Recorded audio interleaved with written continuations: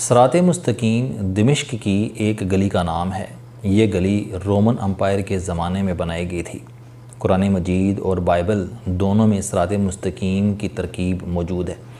ये तरकीब दिमिश्क की इस गली की तरफ इशारा करती है। आप इस गली के एक दरवाज़े बाबुल हबीबिया में कदम रखें तो आप सीधा लकीर पर चलते हुए दूसरे दरवाज़े बाबुल शर्किया से निकल जाते हैं। ये दिमिश्क और शाम का सिर्फ़ एक हवाला है। इस मुल्क के 1001 हवाले अभी बाकी हैं। आप इंसान का माजी देखें, हाल देखें या फिर मुस्तकबिल देखें, आपको इसमें शाम ज़रूर दिखाई देगा। शाम तारीख़ का ते और हिस्ट्री का एच है। आप इसे हटा दें तो तारीख़ और हिस्ट्री नहीं रहती। लेकिन ये अजीम मुल्क आज कहाँ खड़ा है? शाम आलमी नोहा बन चुका है। ये पिछले 3 बरसों से शाम गरीबा का शिकार है।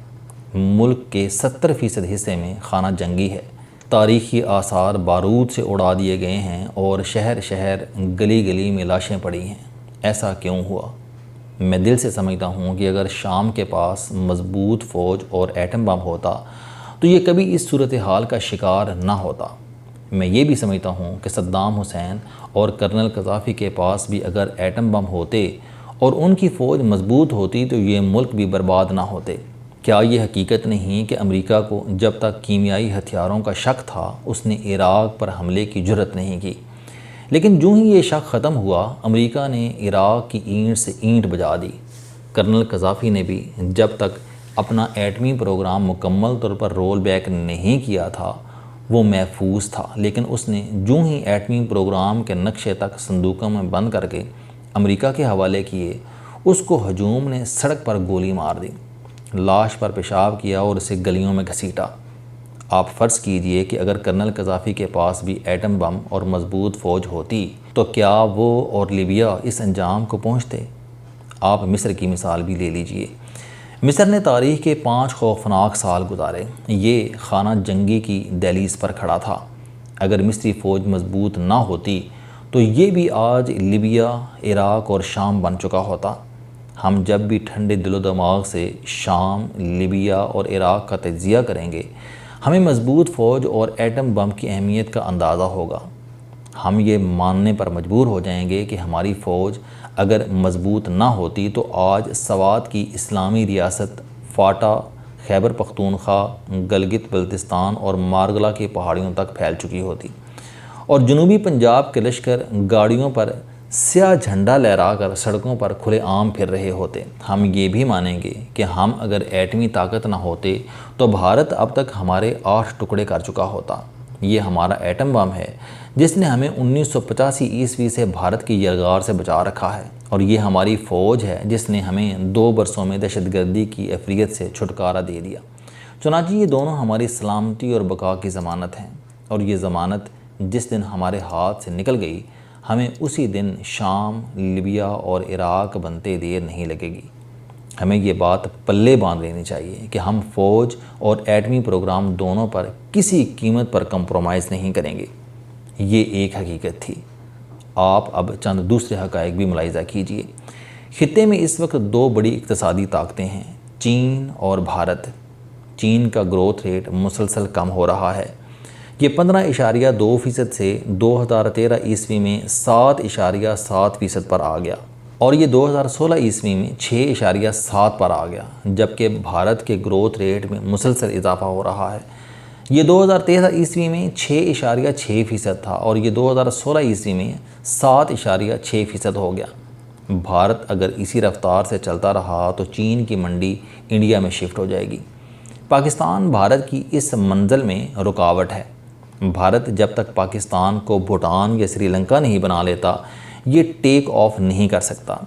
चीन इस हकीकत से वाकिफ़ है। चुनांचे ये सफारती, सियासी और इक़्तिसादी हर मुहाज पर पाकिस्तान की मदद कर रहा है। हम अब एक दूसरी हकीकत की तरफ आते हैं। पाकिस्तान का वजूद भारत की सलामती के लिए ख़तरनाक है। क्यों?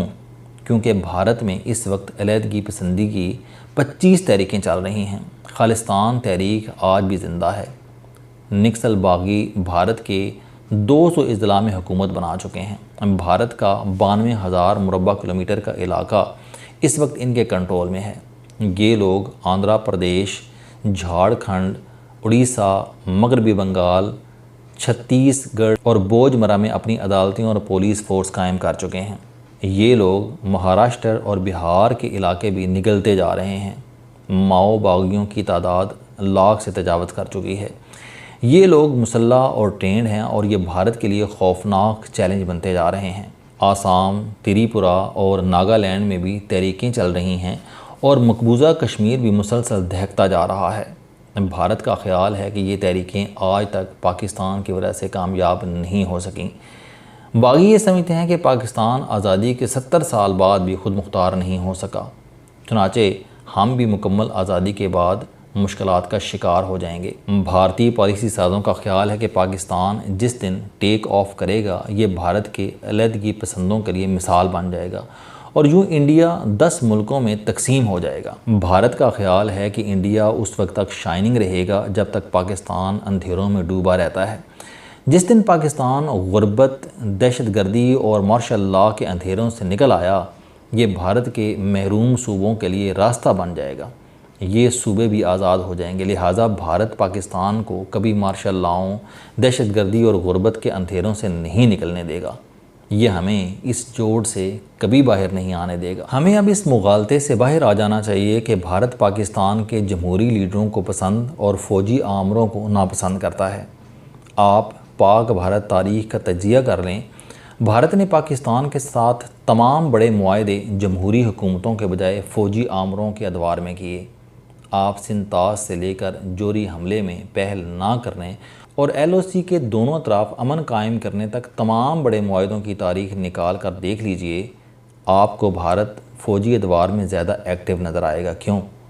क्योंकि ये समझता है कि मार्शल लॉ से पाकिस्तानी फ़ौज बदनाम और कमज़ोर हो रही है और ये भारत को सूट करता है। आपको यकीन न आए तो आप पाकिस्तान में सिविल मिलिट्री रिलेशनशिप की तारीख देख लीजिए। आपको फ़ौज और सिविलियन हुक्मरानों के दरमियान इख्तलाफात के पीछे भारत नज़र आएगा। आप 1999 ईस्वी के नवाज शरीफ मुशर्रफ इख्तलाफात को देख लीजिए। आप पाकिस्तान के मौजूदा सिविल मिलिट्री इख्तलाफात का तजिया भी कर लीजिए। क्या ये भारत के पैदा करदा नहीं है?